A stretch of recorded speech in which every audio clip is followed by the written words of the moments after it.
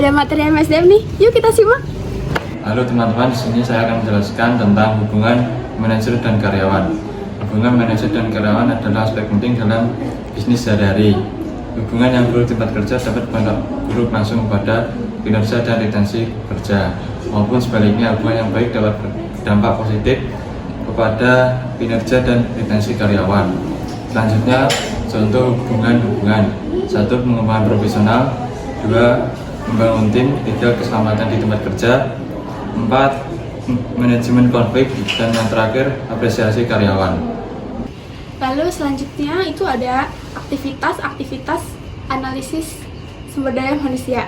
Jadi yang pertama itu ada perencanaan sama analisis SDM. Nah, aktivitas ini tuh dilakukan karena untuk mengantisipasi kekuatan yang akan mempengaruhi pasokan dan permintaan akan tenaga kerja. Aktivitas analisis ini juga nggak kalah penting ya.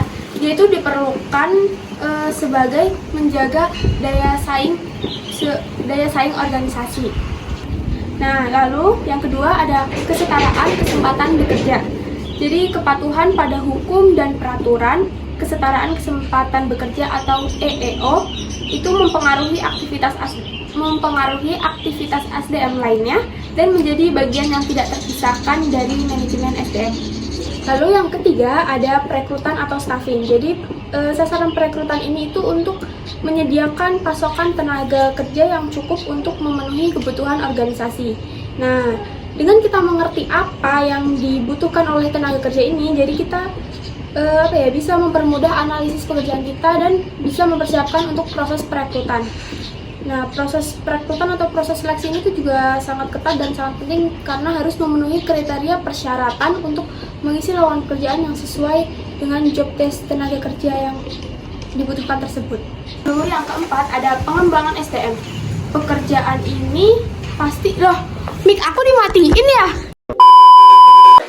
Sekarang yaitu nomor 4, yaitu pengembangan SDM.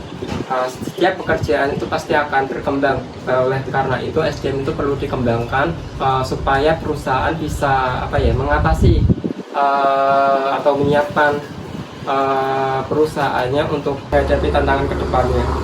Selanjutnya yaitu kompensasi dan keuntungan. Pemberian kompensasi dan keuntungan pada tenaga kerja itu juga perlu dikarenakan tenaga kerja itu sudah bekerja pada perusahaan, sehingga perusahaan harus memberikan keuntungan, pembayaran atau inisiatif lainnya pada tenaga kerja. Dan perusahaan juga harus bisa meningkatkan atau mengembangkan cara memberikan upah pada tenaga kerja atau karyawan.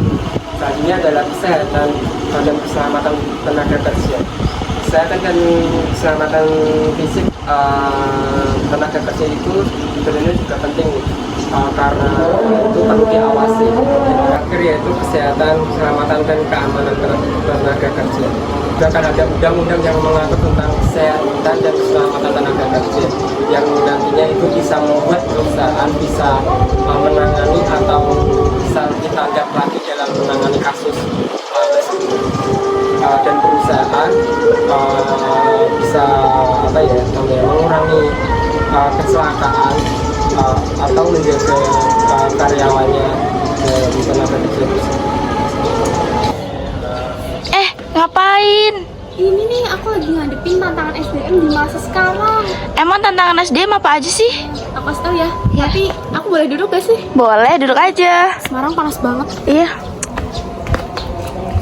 Nah, jadi tantangan SDM di masa sekarang itu yang pertama ada perubahan lingkungan. Jadi sekarang kan dunia tuh berubah terus gitu ya. Jadi mau nggak mau bisnis itu harus siap mengikuti perubahan lingkungan bisnis. Nah, terus sebisa mungkin itu perusahaan harus bisa menghindari pengaruh negatif dan sebisa mungkin juga perusahaan itu harus bisa mengapresiasi karyawannya yang bisa berkreasi dan berinovasi. Lalu yang kedua ada keragaman tenaga kerja. Nah, di sini tuh SDM harus bisa beradaptasi dan membuka diri terhadap keberagaman karakteristik dan sifat tenaga kerja. Lalu yang ketiga tuh ada globalisasi. Nah, globalisasi ini tuh tantangan yang dihadapi pemimpin dan manajemen yang menjadi kompleks dan rumit makin kesini tuh. Jadi di sini tuh organisasi tuh harus bisa memiliki kemampuan bisnis internasional dan perdagangan bebas.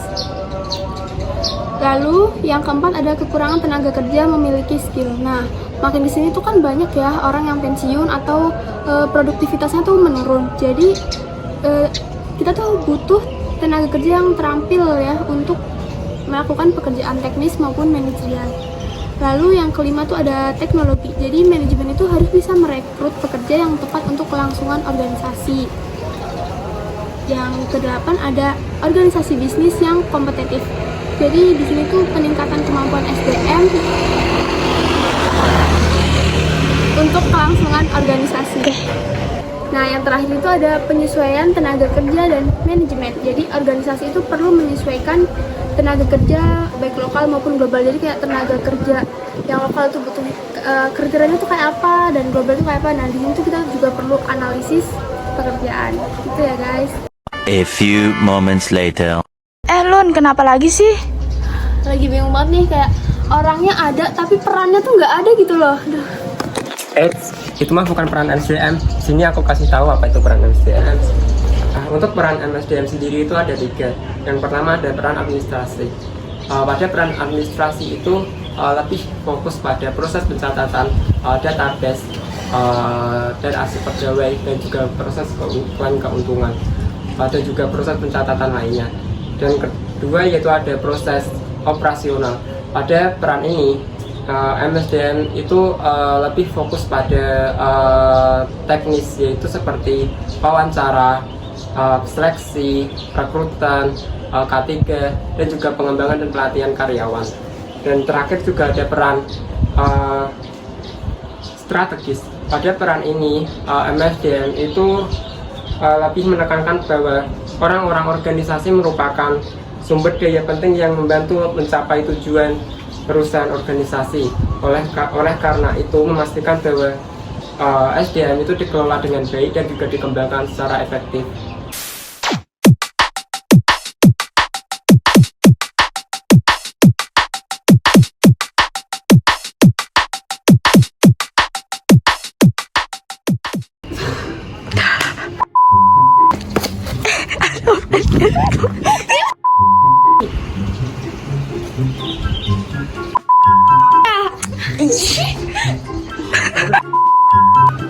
Aku ambil ya Allah.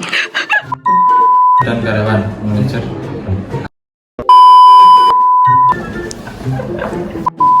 Depannya. Peran SDM. Jangan ketawa.